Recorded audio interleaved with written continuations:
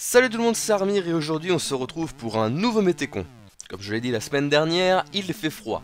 Vous avez remarqué, on a tous remarqué, c'est pas la peine d'enfoncer le couteau dans la plaie. Comme il va continuer à faire froid, c'est pas très intéressant à analyser parce que ça ne sera pas un froid exceptionnel non plus. Bref, aujourd'hui je ne vais pas trop parler météo comme vous l'avez vu dans le titre, mais de la COP23. Alors qu'est-ce que c'est donc que ça, la COP23? La 23e Conference of Parties sur les changements climatiques se déroule cette année en Allemagne, à Bonn. Tu fous pas de la gueule du nom de la ville, elle a déjà suffisamment souffert comme ça.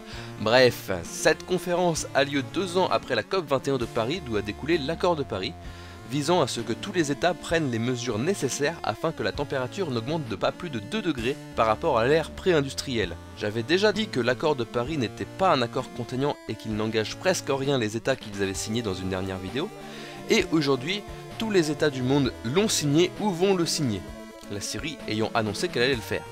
Et le seul État qui a décidé de s'y retirer étant les USA, comme si c'était une surprise maintenant. Ce qui veut dire que les USA trouvent encore un accord non contraignant, trop contraignant. C'est le concept. Mais bon, on n'est pas là pour parler de la COP21, mais de la COP23. Alors, à quoi elle sert cette COP23? Pas à grand chose en réalité. Un peu comme l'organisme qui l'organise. D'après Wikipédia, la COP23 a pour l'objectif de travailler sur des propositions de texte conduisant à l'élaboration de règles à fixer pour atteindre l'objectif des accords de Paris. Cette phrase est compliquée. Alors, on ne dit pas qu'elle sert à fixer des règles pour atteindre les objectifs de l'accord de Paris. Elle ne dit pas non plus qu'elle fait des textes qui conduisent à l'élaboration de ces règles. Non, elle ne fait que proposer ces textes. C'est-à-dire que les États seront libres dans le futur de les respecter ou non. C'est-à-dire que cette conférence-là ne va pas aboutir à un accord comme l'accord de Paris, elle ne fait qu'un tout petit pas en avant pour préciser ses modalités. C'est peut-être pour ça que la majorité d'entre vous n'a pas entendu parler de la COP23 avant que j'en parle aujourd'hui, alors que ça fait une grosse semaine qu'elle a commencé.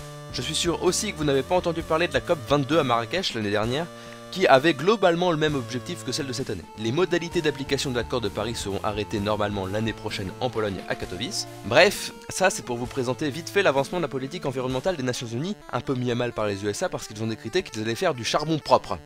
C'est malin.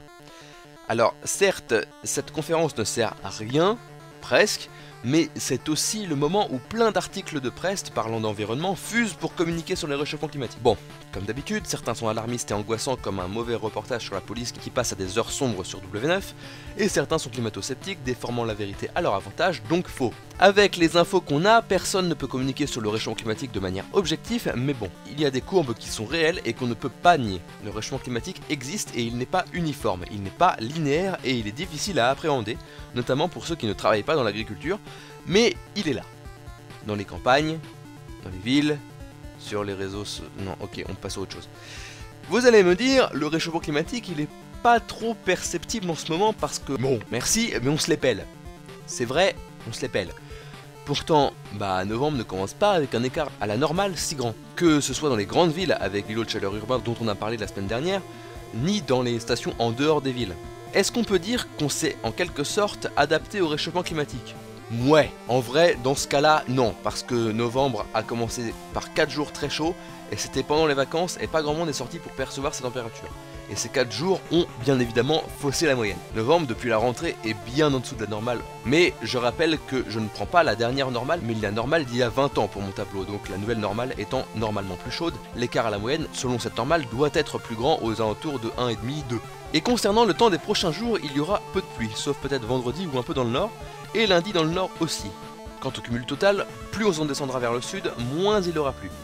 Et les températures, entre 3 et 12 degrés sur une majorité de la France, sur une majeure partie de la semaine. C'est la plage de température que j'appelle le froid nul, parce qu'il fait pas assez froid pour neiger, mais on se les pèle quand même, et où le moindre vent te paralyse de froid. Voilà, pas grand chose d'autre à dire pour cette semaine, donc on va se laisser là, parce que j'ai du boulot à côté quand même. Laisse un pouce bleu si ta vidéo t'a plu, abonne-toi et partage cette vidéo.